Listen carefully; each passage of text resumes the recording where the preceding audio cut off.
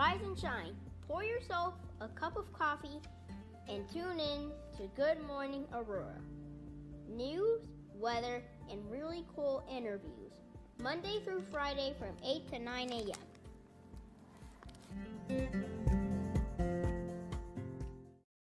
Okay. Good morning, Aurora. Good morning, Aurora. Good morning, Aurora. The time is now 8:08 a.m. and you are listening to Good Morning Aurora, the second largest city's first daily news podcast. We have a great interview today after our news and weather. We are joined by Bonnie Kunkel. Correct. Or Bonnie Lee Kunkel if you're looking at my law office stationery or your ballot. Awesome. We're going to have a great conversation with Bonnie today. We're going to learn about Bonnie, who she is, and what she's running for, and all that fun ballot stuff. And first, we have to tell the folks about LDJ Cleaning Professionals, a new business and a sponsor of our show that we got. We're glad. LDJ Cleaning Professionals specializes in commercial, residential, and disinfectant cleaning, serving Aurora and the Quad Counties for over 20 years in the professional cleaning industry. They offer infamous make-ready service, post-construction cleaning, window cleaning, floor maintenance, disinfectant cleaning, and general office cleaning.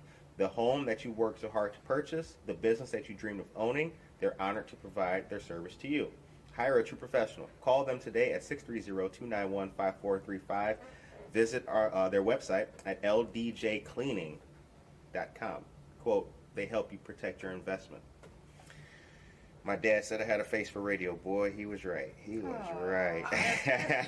No, you don't, but I do. On Sunday the 22nd, there's a drive-through turkey giveaway event starting on that morning. Headliners Barbershop and Endless Possibilities Auto, Brazilian Jiu-Jitsu Fitness in Naperville, and the Reina family are coming together to give back to the community during these hard times. As we know, many families have been struggling due to the pandemic, and these type of initiatives go a long way. So please save that date. That will be a safe and socially distanced event. And the address is 129 West Galena in downtown Aurora, starting at 10 a.m. All right, ARTA, AARTA, Aurora Area Retired Teachers Association is holding their second drive-through box dinner sale from 11:30 a.m. to 12:30 p.m. Tuesday, December 1st at Gaslight Manor. The public is invited. The cost is $20. Proceeds benefit a Coach for Kids drive by Aurora Communities and Schools, CIS. ARTA was founded in 1958 as a community service nonprofit and they include labor and cash donations to local food pantries. I'm hungry. That's why I came with pastries. Pantries. And a scholarship to local high school students planning to become teachers. Shout out to ARTA.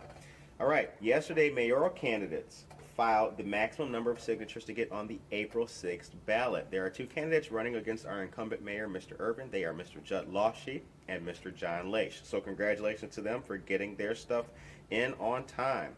And the Illinois Office of Tourism announced 31 new small businesses have been recognized by the Illinois Made program, including Hearth and Hammer General, a candle studio and retail boutique in downtown Batavia, Illinois. That was very cool. So shout out to Hearth and Hammer, Court Carlson, my personal friend James Cardis. James, what up? Executive Director of the Aurora Area CVB. No, that's Court Carlson, not James. I don't want to get James fired. I heard on the news you're the director now. All right. And Aurora Downtown's annual Cocoa Crawl is without the crawl this year due to COVID-19. Instead, the mugs are being sold in downtown stores, along with hot cocoa recipe cards and more at select downtown businesses. That's very cool. For more information, you can visit auroradowntown.org for more details. And lastly, I want to take a personal note and say thank you to our friend, Mr. Lawshe, for setting us up with this great interview today. And I want to tell all of the people in Aurora that we've got a really good crop of candidates right now who are running for mayor. A lot of different ideas out there. So please check out their platforms, check out what they stand for and what they're running for, and make the decision that you make, my dear people. And I think that's it for the news. Yeah, and that's all for the news today. So now we will get into our interview with Bonnie. Good morning to you. Hello. Good to see you. Good to meet you. Nice to meet you. All right. We're going to talk about a lot, life, liberty, and Aurora, Illinois, and get to know all about yourself and your journey. So for the listeners and for the viewers who are not familiar with you, let us know who you are and where you're from. I'm from here. I'm Right. from right here. In fact, I used to come down, this is broadcasting from the lower level of the old library, otherwise known as the children's section. And I spent quite a bit of time here, although not as much as you might think, because I remember getting kicked out of here at a pretty early age. Kicked out the library? I got kicked upstairs. They said, we've kind of run out of books for you. It's okay. You don't have to keep asking us for a pass to go upstairs. Just go, read whatever you want. An avid reader. Yeah. What's the value of reading? for the Reading youth? is crucial. One, if it develops your mind and your literacy skills and your ability to communicate with other people and get jobs and sustain yourself and go shopping online, use computers, everything. But it does something more than that. I think it can really develop your sense of empathy and open your mind to different peoples, different worlds, the possibility that things could be better or the concern that things could be worse. It's really important to use your mind and your imagination, and reading just really goes along with that. What were some of your favorite titles as a youngster? As a youngster, I remember, who wrote Cross Creek? She wrote another really good book that I can't remember. I remember reading, when I was very young, I read books about Native Americans, because kind of retroactively I adopted them as my heroes, because as little girls, when we grew up, well, boys had heroes. You know, they had firemen, and they had policemen, and they had soldiers, and they had Batman. Little girls, you know, way back, we didn't really have heroes. But for me, the ones I gravitated to were the books about Native Americans. Very interesting. Yeah. Very interesting. Yeah, you mentioned that too. Things have always toys and whatnot. It's always been geared to the boys so they can do their thing. I think the most iconic change in that was literally like the Barbie doll, which was something that, you know, girls had the chance to play. It was so boring to me. Oh yeah, not to, yeah, we're not advocating for Barbie on this. Your reaction to that was priceless. Like, Well, yeah, it's okay, my boring. favorite toys, I remember, my favorite toy was a rusty red metal dump truck. It was about this big, and I drug it behind me on a piece of string. And then I had little plastic horses and farm animals that I would carry around in the dump truck and play in the sandbox. That was my idea of fun when I was a kid. Very cool. Growing up, what impact did your dad have on your life? I had a nice dad. I had nice parents. Dad, it was really nice. Dad used to like to tinker with his cars back in the day before they were all computerized, you see. And I guess, I didn't really know at the time, but he had studied some mechanical stuff. And so I'd go outside with Dad and, you know, talk to him while he was working on the car, or we would take walks over to the fruit juice house, or to pick up the newspaper, or, you know, he was just nice to hang out with. I would ask him questions. I remember one time was priceless. I said, Dad, why does it rain? And he explained about the clouds and stuff, and I'm like, wow, that was cool. And I said, why does that happen? And then he explained some more, and I'm like, that's cool. And I kept asking him why and why and why and why, and he just finally said, stop. You know, he just got really frustrated with me. But Dad was the person that I could ask the most wise to. Yeah, I never really thought about it till just now. Thanks for reminding me. Yeah. That's a priceless memory. It is. Yeah. One of the things that I've always been captivated with when I interview people is having, especially like people who are running for office and whatnot, people that we elect as our leaders, I really am interested in where their strength comes from. And it comes from a lot of different places. You know, it's a very open-ended question to ask someone what impact their dad had on their life. But I've always felt that, like, it will give you a complete answer about that individual. So what is the office that you are running for? Aurora Township Trustee. All right. You ready? Absolutely. Hey, I got up and by 3 o'clock this morning I was doing some research. Oh, well, yeah, you're ready. I'm ready. Darn it, I'm ready. Yeah, actually, I'm raring to go. Is this your first time running for the For this trustee office, position? yes. Okay. But certainly not my first time running. In fact, I served 8 years on the Kane County Board. Okay. And that's got a lot more gears and bells and whistles, actually, than Township Trustee. And a whole lot more meetings, a whole lot more divisions, a whole lot more money. Township Trustee would seem to be relatively simple compared to that, except that I really think that we need to make some major improvements at the township level. And so the idea of being able to create some new programs and maybe improve some efficiencies and some processes and certainly transparencies to better serve the people, I'm really excited about it. I wouldn't call it an issue or problem, but what's one of the most pertinent things that the township needs to work on? People don't even know they live in Aurora Township. I mean, it's crazy. How can you be doing a good job of serving people when they don't even know that they can call you? That's a good point. Can I just take a moment and explain to people what Aurora Township is? Aurora Township is one of many townships in Kane County. And if you look at a map, you'll see it's the southeast corner of Kane County. So, the streets around here don't exactly go precisely east-west or north-south, but roughly speaking, it's bounded on the west by Orchard Road, on the north by Oak Street, which is sort of Butterfield, north of 88, on the east by the Kane County line, the Kane-DuPage County line, which runs north-south, roughly equidistant between Farnsworth and Eola. So let me see, and on the south, roughly speaking, Route 30. Okay. So if you live anywhere in there, you are in Aurora Township. A lot of people, I'll say, are you in Aurora Township? And they'll say, oh no, I live in the city. If you live in the city of Aurora, more likely than not, you live in Aurora Township. I think about 125,000 people of the city of Aurora live in Aurora Township. Wow. Also, people will say, I just got this back from a friend last night, oh no, I'm not in Aurora Township, I'm in Montgomery. Well, let me see, someplace my notes will tell me. That,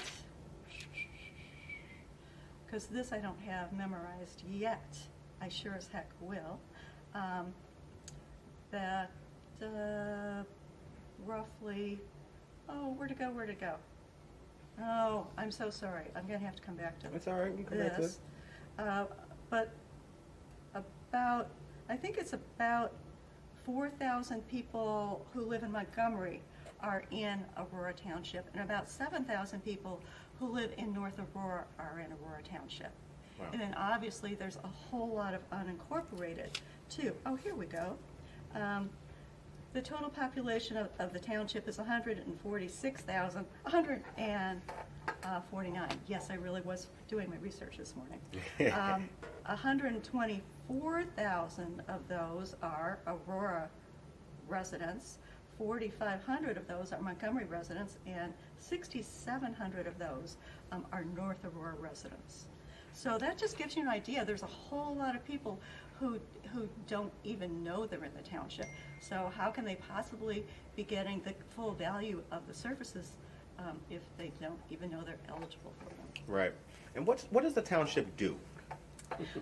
Well, there are three basic things that it does.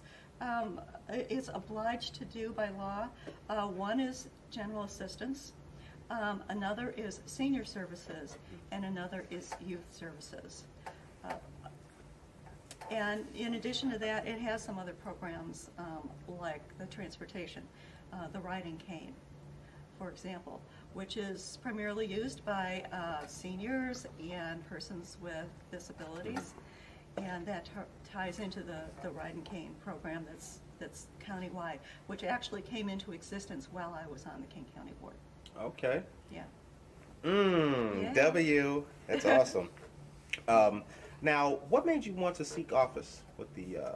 Well, with this the honestly, I heard Alex Arroyo speaking about what was going on in the township and wanting to make some improvements, and I got all fired up. I'm like, gee, that could be so much better, and I'm like, and I could help make it so much better.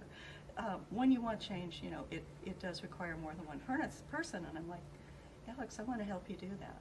So. Where'd you grow up in Aurora? Well, 830 West Galena Boulevard. So right by Greenman School. Okay. I was by Greenman School till I was 7. It was different then. In fact, it was the old school that's been torn down. Yes, I was born in a hospital that isn't even a hospital anymore. Yeah, I've been here too long. And then, let me see, from after the Greenman area, I lived near Hall School, and just 2 houses between my house and the cornfield. I mean, the edge of town. There was nothing else built when we moved there. Really? Really. So that was pretty close to the corner of Edgelon and Illinois. Edgelon in Illinois. Yeah, there's a lot more. Yeah, that's there's what a lot yeah. past there now. When you said that, I was picturing that intersection like right now. I'm thinking like, cornfields? Holy cow. Yeah, Wow. yeah, West Plaza was young and small. And gosh, I'm dating myself. And then moved in my teens with my parents over by Aurora University, Okay. Aurora Country Club area, and have lived in that area ever since. What's Aurora got going for it that other cities don't have? Well, for one thing, our diversity is fabulous. I really like the fact that there are lots of different people who come from lots of different places with lots of different ideas here in Aurora. And I think that's something that we should celebrate and make more room for. Another thing about Aurora, I love, it's at the intersection of urban and rural. Certainly when I was growing up, I remember when I went to college at the University of Chicago, and everybody had to say where they were from, and everybody was saying, I'm from so-and-so, a suburb of such and such. And then they got to me, and I said, I'm from Aurora, and it's not a suburb of Chicago. And everybody started laughing, because it never was a suburb of Chicago until all of the other suburbs kind of filled in. Mm-hmm. We very much had our own identity and our own suburbs. You know, North Aurora and Montgomery really were Aurora suburbs, Sugar Grove as well. So things have changed. Aurora was a manufacturing center. It was a manufacturing hub. So that was really interesting, and my dad was involved in that when I was growing up. Oh, by the way, my dad was also a union steward. That's another interesting memory.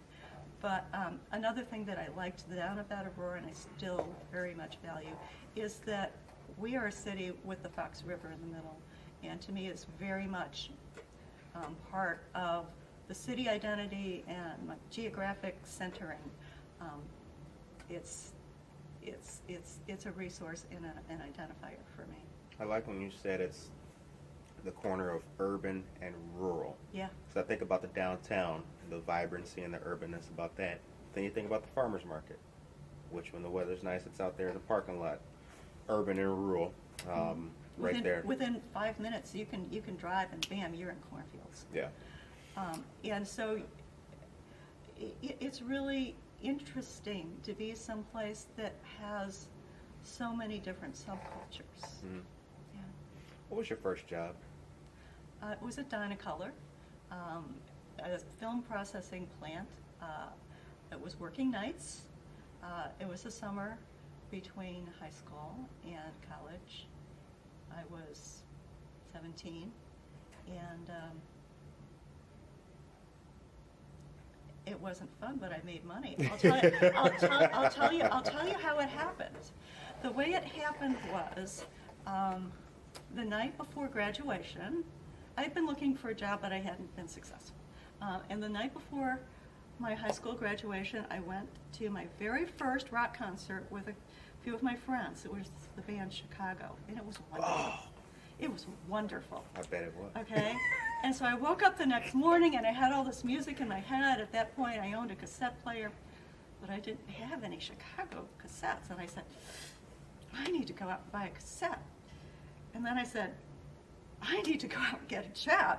And so that morning, I went out. You know, my mom said, oh, you know, I didn't mention, but I used to be a bookkeeper at Dynacolor, and they used to hire students in the summer. And I'm like, wow, because of course, film, people were taking more photographs in the summer. So I went over, and they said, well, we've got, you know, where are you going to school? And I told them University of Chicago. And they said, when does that start?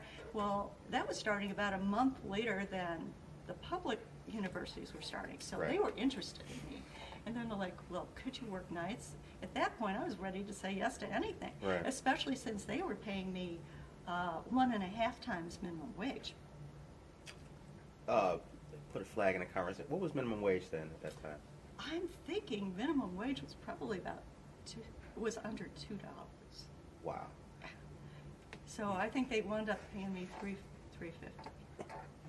I asked that question because my dad was telling me once upon a time he retired as an iron worker, and he told me that I think he was getting paid at that time $6 and something, and I remember sitting like this and looking at him, and his eyes lit up when he mentioned that pay, because Well, he was that like, was that was a amazing. lot of money. Yeah, Amazing. yeah, that was an amazing amount of money. Yeah.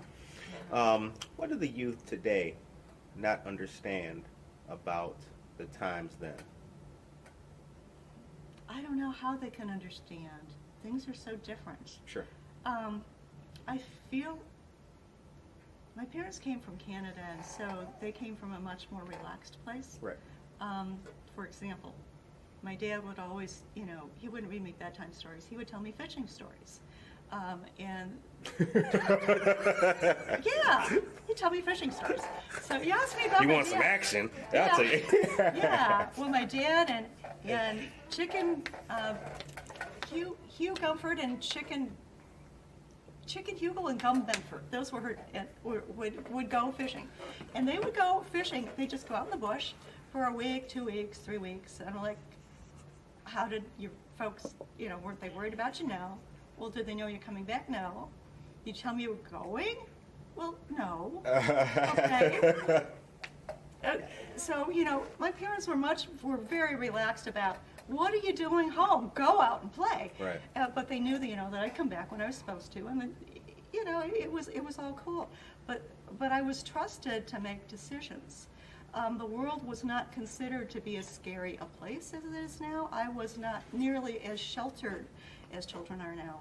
So I think that's a huge difference, and I really value the independence that I got from that, and I don't know how to give that to the people who are growing up today. I wish I could. Right. But you know what? I think that actually township, I mean, part of the township is the Township Youth Center. Right. And to let youth, let's hope we can open it back up soon, but somehow or another, to let our youth interact in a safe space there without being under their parents' thumbs, I think that's part of the growing up and the independence that we all need to be able to develop our self-confidence and grow up and move out. Now, is that the location that's on Gale Street back Yeah. there? Okay, yeah. With a huge field. Yeah. It's got that big field right there. Yeah. Boy, I'm visioning soccer, dodgeball, and a little something, something. Well, you know, I've heard some problems about soccer, that their soccer program had been very well received, but that somehow or another it got parsed out recently to private enterprise, and so now, yeah, and so now that unless you pay a bunch of money that a lot of our families can't afford, Sure. your kids don't get to participate, and that the fields may not be available on a more casual basis. This is something I'm looking into. I think that's a huge problem. I do. That's a huge problem. Oh, wow. Interesting. How did your time on the Kane County Board prepare you for your next endeavor with the township? Oh, it's huge. For example, you know, I'm going, where's the CAFRA? And you're going, CAFRA? You know, I'm talking to a current or former trustee. Yeah, I guess we have a CAFRA, but it's not as complete as it should be. And you go, what's a CAFRA? Comprehensive. How'd you know I was thinking that? Yeah, accounting financial requirement. Anyway, so what you start to learn the money part, and guess what? The money drives the bus. Yeah. If you don't know where your money is, you don't know where your bus is going, because without gas, you're not getting anywhere. Right.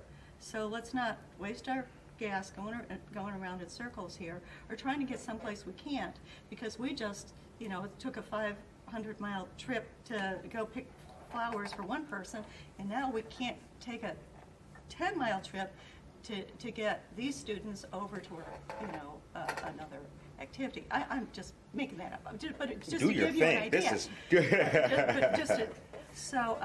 So the finances are huge. For example, one of the things that I think is really important is that the trustees, who essentially are, you know, we're board members, right? Right. You know, think of it as a company. We're board members.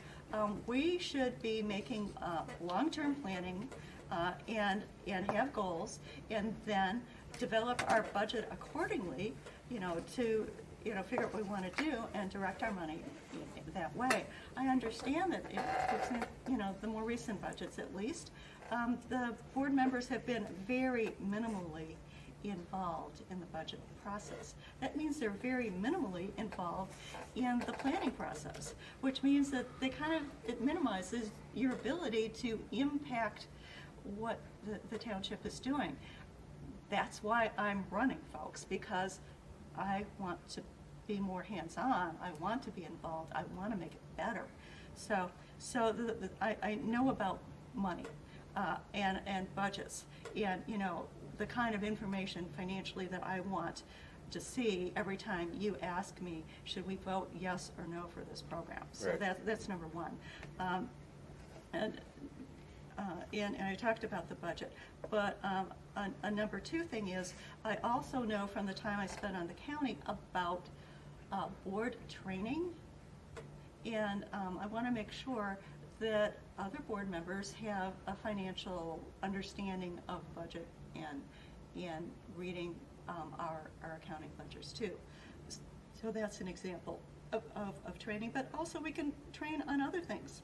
We could, you know, we can train on youth services. We can train on what's going on with seniors. So I would like our major things like seniors and youth and general assistance, and I think also transportation, on at least an annual basis, to have a presentation for the board.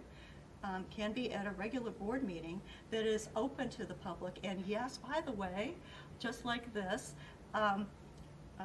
broadcast live and recorded and available for the general public. Right. And at those events, those presentations, typically you can have your own staff say this is what we're doing and take questions about it.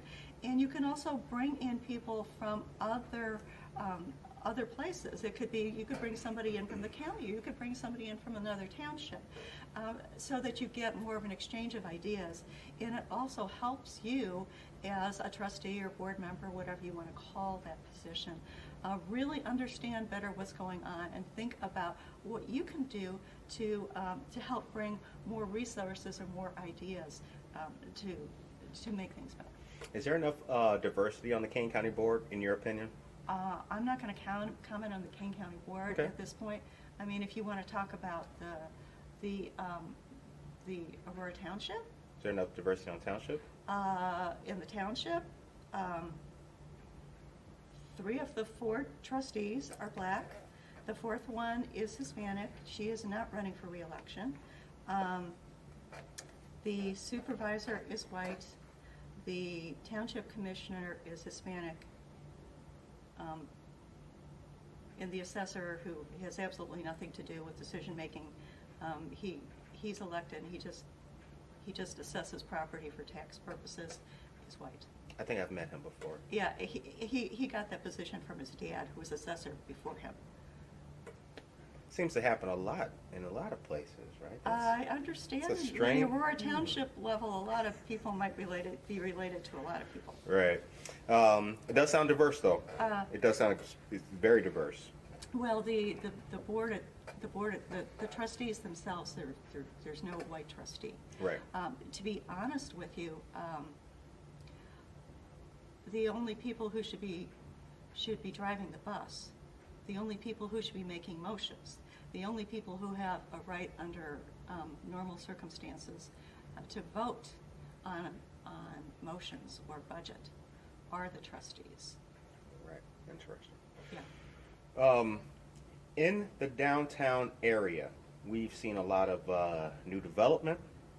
We've seen a whole lot of, there's a bridge going across now from, what's that, Broadway to back there on River Street. A whole lot of things taking place. Are any of those, or have they been related to the township? I don't think so. No? Okay. No. All right. No, that sort of thing, if it's within the city boundaries, is going to be city. About the only thing that you may see on occasion having to do with township that's within the city boundaries would be a township road. Okay. And that would mostly be kind of on the edge of the city, like maybe Jericho or something. The time is now 8:39 a.m. and Boy, you are time listening. goes It fast. does, right? Oh my God! And you are listening to and watching Good Morning Aurora, the second largest city's first daily news podcast, and we are glad to be joined by Bonnie Kunkel. Bonnie Lee Kunkel. Bonnie Lee Kunkel. It has an artist name to it. Bonnie Lee Kunkel with the new single. Yeah, it does. Yeah, I like music. pull the wagon with the toys in it. Awesome. I do songwriting too. You do? Yeah. Another Really? time. We'll talk another time. Oh, right. Okay. Oh, this is. What does America mean to you? Wow.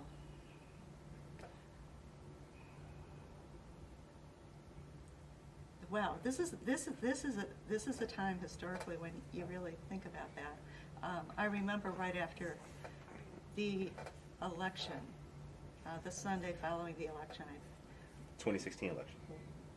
the 2020 election. 2020. Okay. Excuse me. And I decided to go to church in person because it was important to me. And the last thing that we did was sing America the Beautiful. And I just choked up.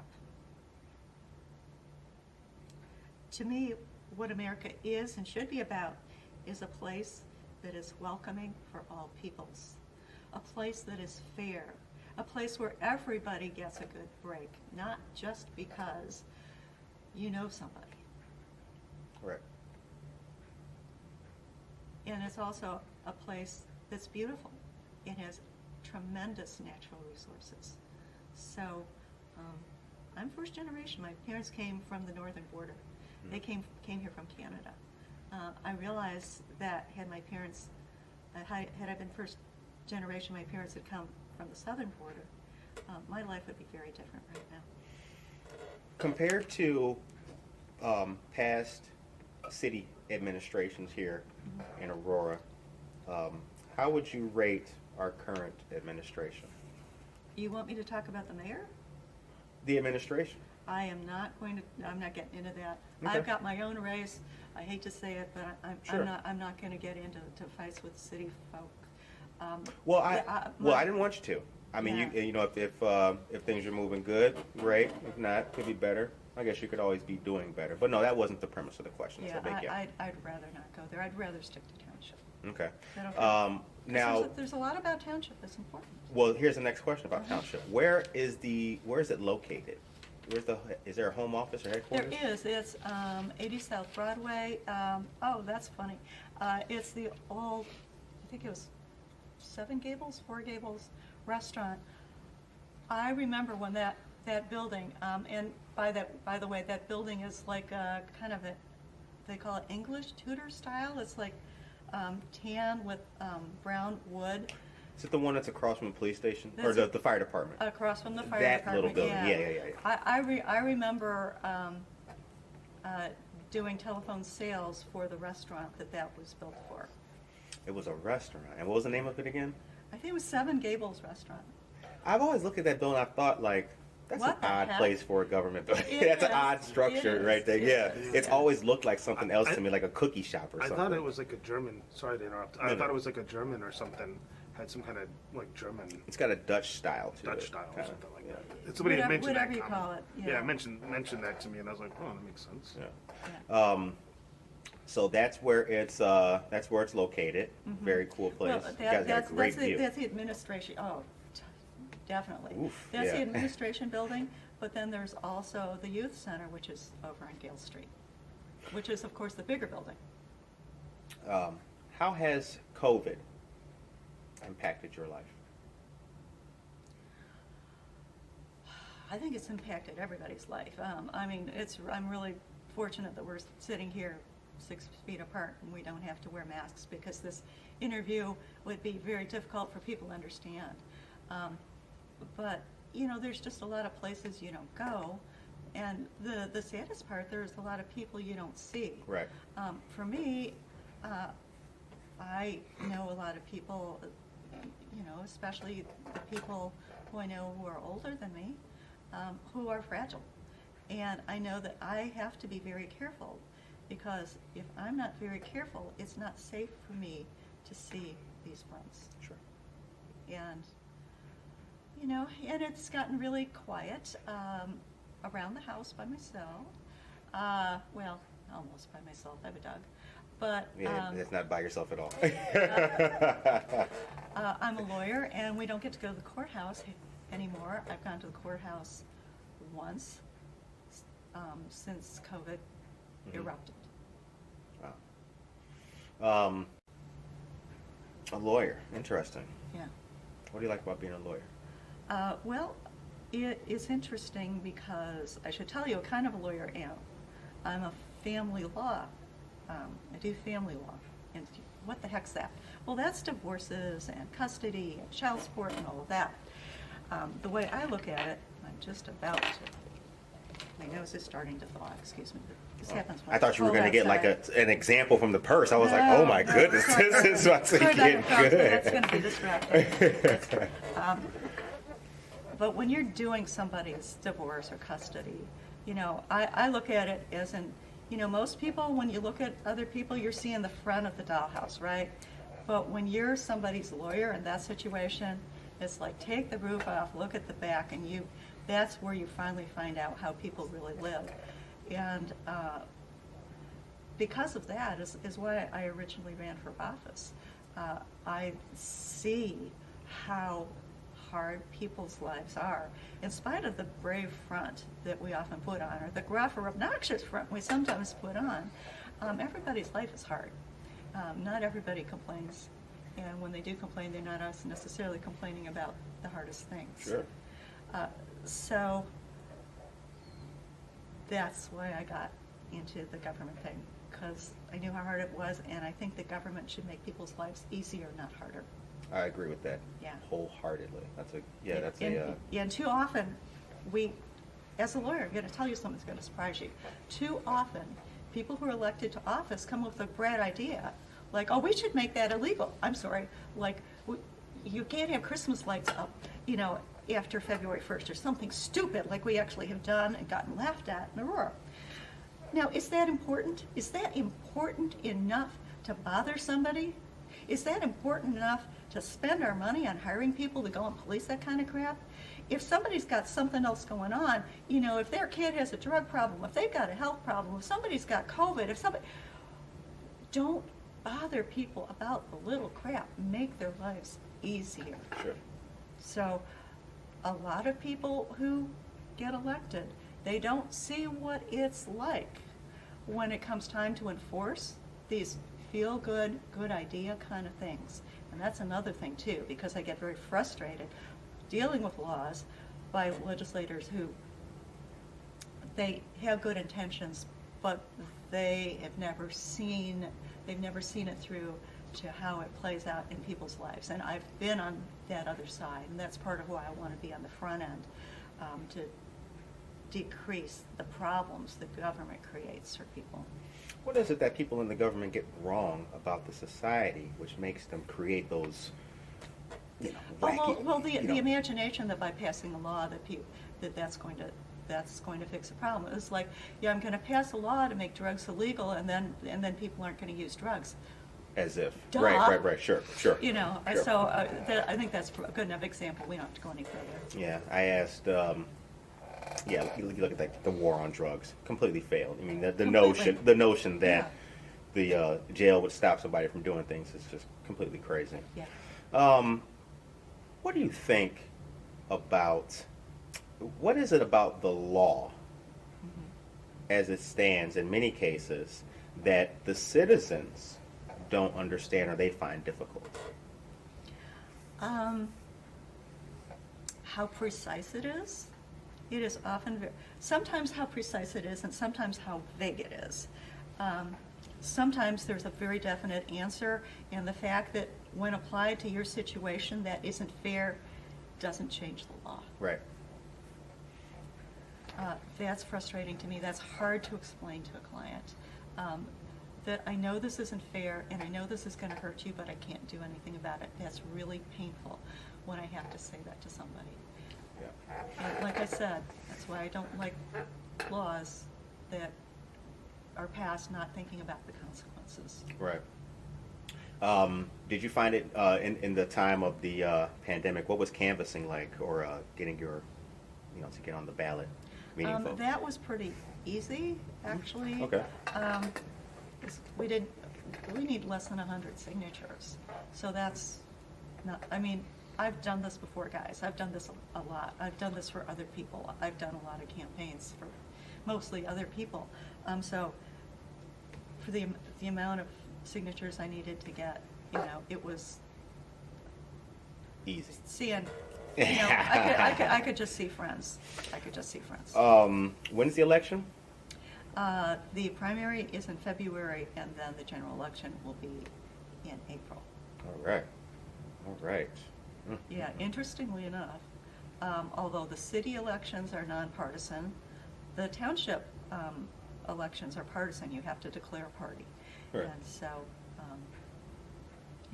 that is what it is. Why do you have to declare a party for township? Why is that? Because that's how somebody set it up a long time ago. Oh. Yeah. Who knew? We don't get to change it. Another one of those things about laws. It's another one of those arbitrary things. Yep. Mm-hmm. So, what else can you tell us about the township and your role going to trustee that the people should hear and listen to? Okay. Well, here's a few things that I think are really important. I want to increase the transparency and visibility of the township. We've already talked about that and why that's important. Because if people don't even know it's there, they can't use it. The other thing is, if what government's doing isn't visible, they can do bad things by mistake. Doesn't have to be deliberate, but oversight is a cornerstone of our democracy, and so transparency is really important. I would like to add to the professionalism, like I said, making sure that all of the trustees understand their place and have the tools necessary to understand the financial part of the job and what to do with data. And I think all of this should lead to better accountability, which means clean government, more efficient government, and more economical government.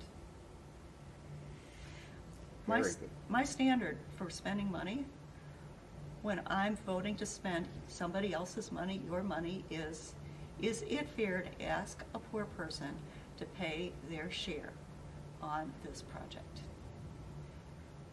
Okay? I will tell you, that's my personal standard. I've never made it public before. I will tell you that when I was on the county board, I was the toughest person for questioning expenditures. The Republicans generally, not necessarily on the board, but Republican citizens loved me because I'm a fiscal conservative. I I really think I saved us so much money, you can't believe it. Mm.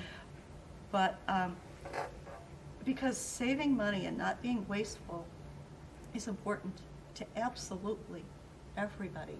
And now in the time of COVID, when people don't have jobs, when businesses are failing, for government not to do more with less, something's wrong. Something's wrong. Right. If we're going to keep taking in the same amount of money, or just saying, oh, we're automatically going to increase our levy by 5% every year because the statute makes it easy to do it that way, that's not good enough. It's Right. not good enough, folks. It's not good enough for the people who are paying us, then it's not good enough for us. I wish you the very best success Thank you. in your election. Thank you. This was fun. I hope I get to do it again sometime. I hope you do too. Yeah, Thank you. I would really be interested in interviewing you again. You got a lot of passion for what you're trying to do. So I hope that hope you succeed in your election. I hope you win. Oh, thank you. Yeah, You know, sure. Thank you. Definitely. Yeah. The show ends on a positive note. Uh-huh. What is your message to the citizens of Aurora today on Tuesday? Look forward to the future. We can come together. We can make government make space for us. We can form a unified or more unified voice and plan as we see and speak to one another. And there's a long way up, and we can go there. On behalf of the second largest city's first daily news podcast, I want to say thank you to Bonnie for coming on to talk to us. This was a wonderful interview. Thank you. Good to meet you and good to know you and hear your story. This was fun. Thank you for pulling it out of me. Oh yeah, definitely. I'm gonna say as well, like your answer about your dad is one of the strongest I've seen and heard in doing this. Wow. Yeah, so You're a that great means a dad. lot. That means a lot. That was very insightful. Made me think about my dad as I was sitting there talking about it. My dad, he never told me fishing stories as a kid, but Did you visit him on the Union picket line? my dad, Yeah. you know what? I didn't have to. I didn't have to visit him on the Union picket line, but he would tell me, he would take me fishing, Oh, man. and he would tell me. You went fishing with your dad too? Oh, yeah. yes. Well, of course, Oh right? gosh, yeah. Mhm. Oh yeah. All those things. I have an 8-year-old son, and Oh, now man. we got good rods and everything. And just when we got the rod, here comes COVID, so we can't really be outside doing that. But yeah, and that's it's a beautiful thing. Yes. It is. So on behalf of the second largest city's first daily news podcast, we want to say thank you again, and we want all of our listeners to have a safe, blessed, positive, motivated, and strong day today. And don't forget to vote.